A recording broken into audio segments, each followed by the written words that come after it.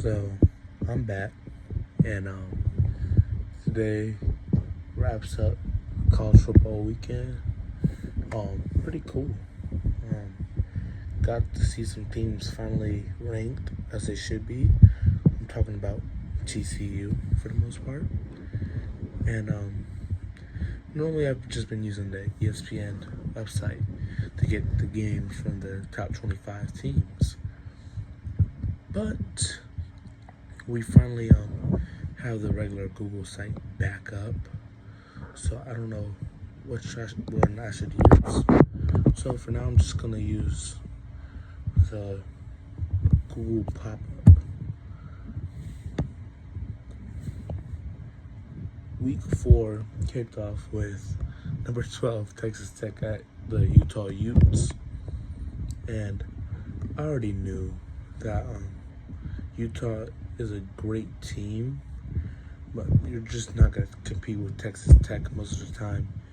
And we saw that a couple days ago on Saturday. Now, it was close with Sheets. I mean, Texas Tech, they were doing so good.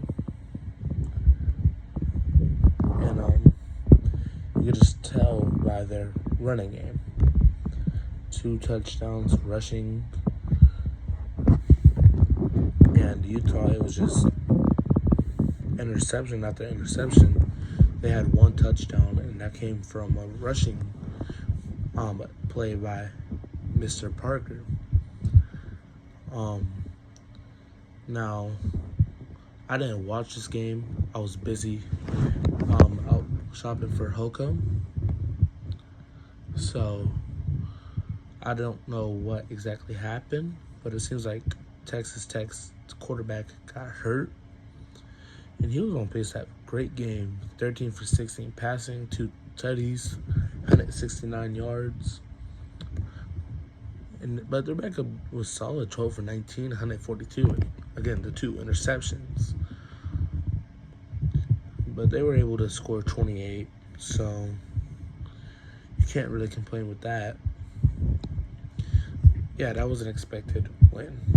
And looking over at now at the next game, TCU finally ranked. I feel like they should have already been ranked, but hey, after their second win, they proved why. It looks like SMU was a fluke year. I knew SMU can compete, but I didn't think they were constantly going to be like that.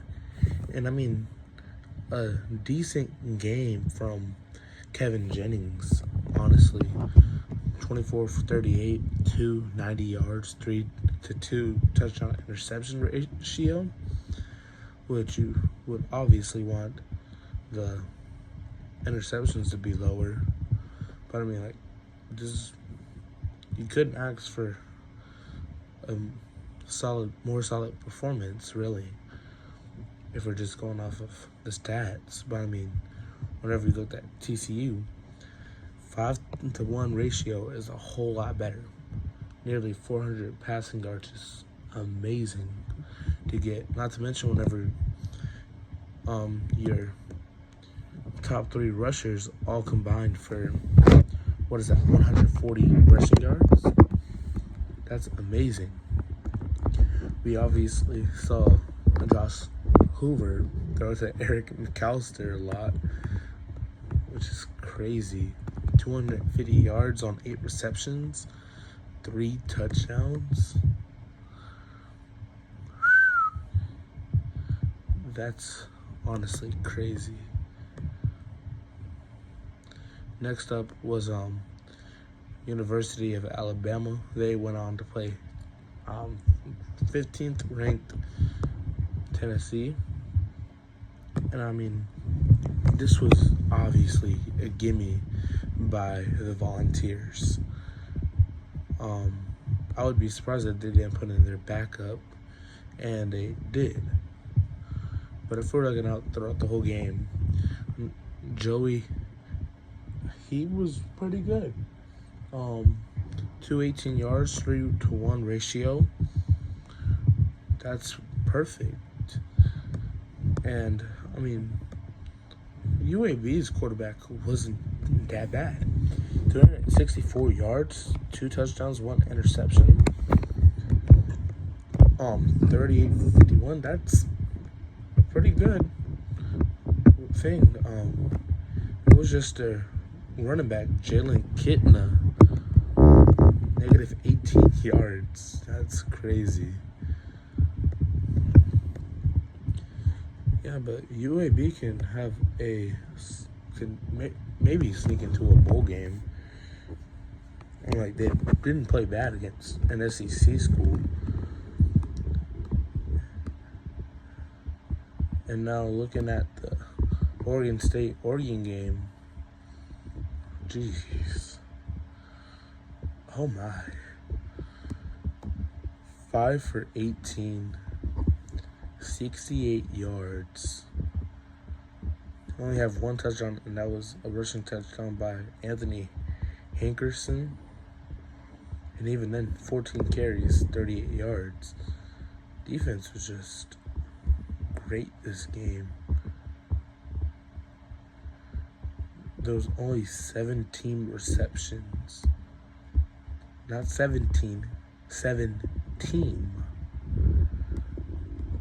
Dante Moore, I studied him a little bit. I was like, that's going to be who's replacing, who's going to be the Oregon quarterback. And he's been solid. You really can't complain with his game.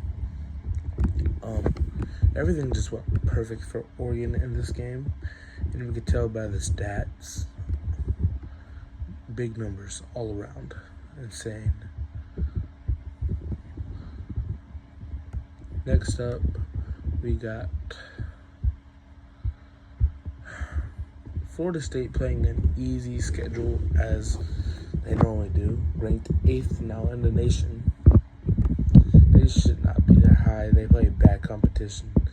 I mean, the only game that they really played was Alabama.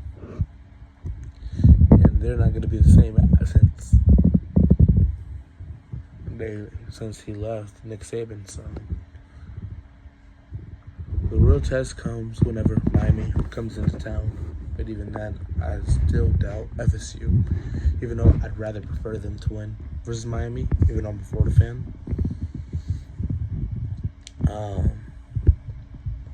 Kent State just couldn't compete with FSU. Tommy Castellanos, I don't know how to pronounce his last name, was solid. 10 for 13, 205 yards. Rushing touchdowns were the key in this game for everybody. Jeez.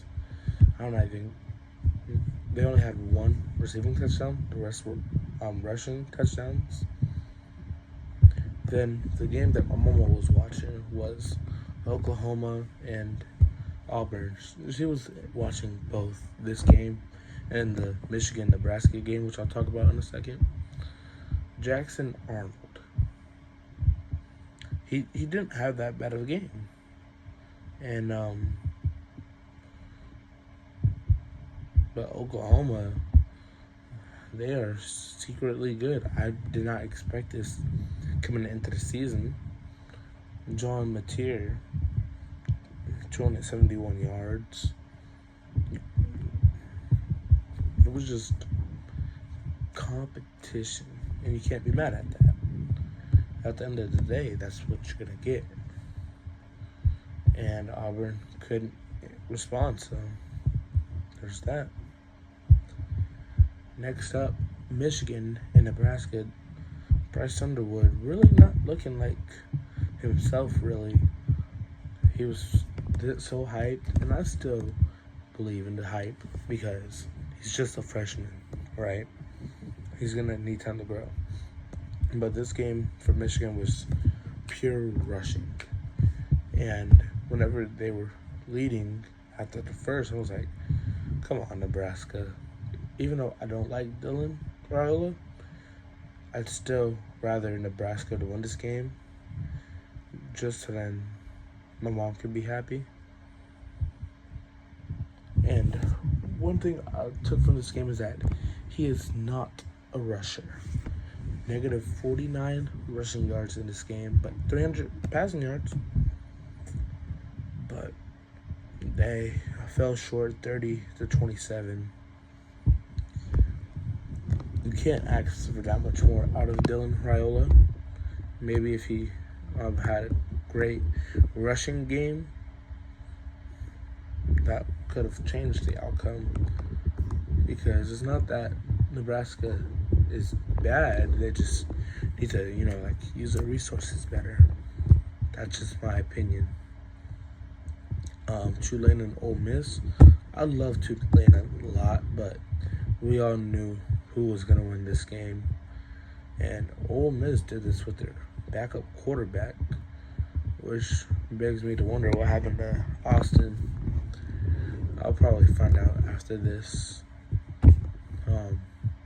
Tulane just couldn't work the passing game, combining 10 for 29, and that's terrible. 140 receiving yards the whole game. You can't win whenever you're not really rushing like that. Next game, the Fighting Irish get their first win of the season versus Purdue. So they were ranked 24th, I believe, and now they're up to 22nd. Purdue played 3 quarterbacks, but their main guy, 250 yards on 21 for 34 completions with attempts. Notre Dame, CJ Carr, 10 for 12, 223 yards, 2 tutties. And then his backup played I don't know what happened. Jeremiah Love is also a force to be reckoned with for the future. Georgia Tech gets their first win versus Temple. They move up in the rankings. Indiana destroys Illinois. Illinois dropped from 9th to 23rd. Mizzo, they beat South Carolina without Lenore Sellers. I'm not going to talk about Miami. Jeez, they're ranked 2 now? Insane. BYU beat East Carolina, and they're finally ranked. Looking into them, the true freshman, Bear Backmeyer, he's really a good player, huh? And then Katine Hauser, if he didn't throw those picks, maybe could have been in the game. I'm not sure though. They fall to BYU. Vando is really good. 70-21 against Georgia State. This wasn't a bad game from Georgia State either. 22-35, 176 with 2 tutties. Backup was pretty solid too.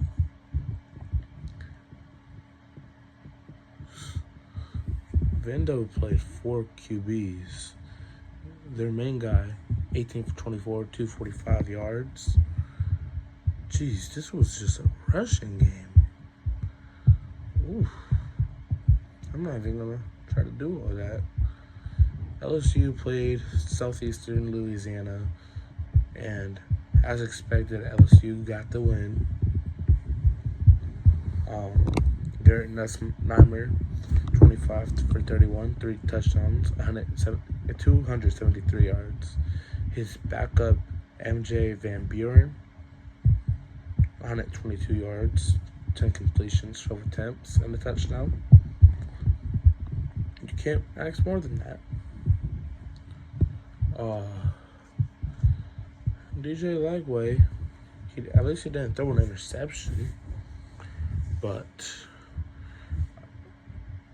I had so much hope after Jin Bao got that touchdown, but I don't know what I was thinking. It was just a rough night for passing, but we're going to bounce back, hopefully. Hopefully. I do want to check into the Illinois and Indiana game. Again, Illinois' passing game wasn't terrible, but Fernando Mendoza, 21 for 23, 267 yards and 5 touchdowns, including 3 rushing touchdowns from the team. You just can't compete with that. You just can't. And if we check the remaining games, which I'm probably sure there are some top 25 teams that did end up losing,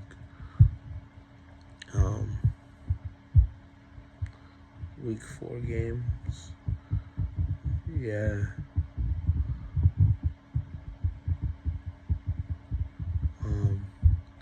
Doesn't look like it.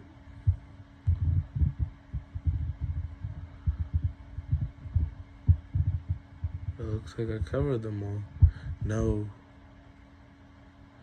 I somehow missed USC.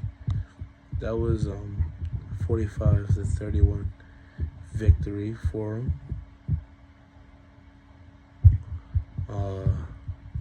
Sorry, I got distracted. I like listening to music right before I go to bed. Yeah, USC did pretty good.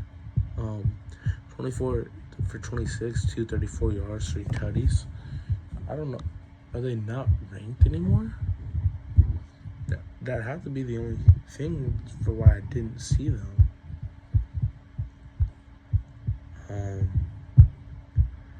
Let's look at the rankings.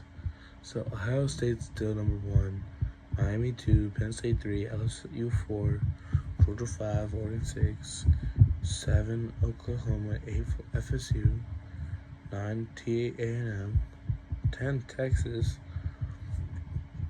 11 IU, 12 Texas Tech, 13 Ole Miss, 14 Iowa State, they didn't play.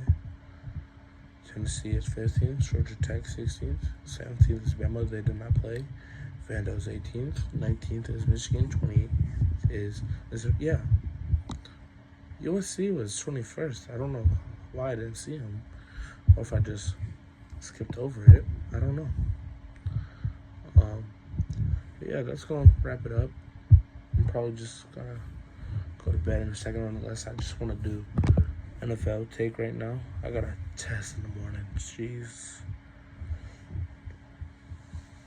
I need to sleep, and I need to listen to some Justin Bieber. That's also another thing I need to do. Song of the video. Right now, I'm listening to Daisies. It's really, really good song. You know, it's just the melody of it. You know, the message of the song. You know, it's a really good album. Anyways, hope y'all enjoyed week 4, and I'll see y'all in the next one. It's gonna be that NFL one. So.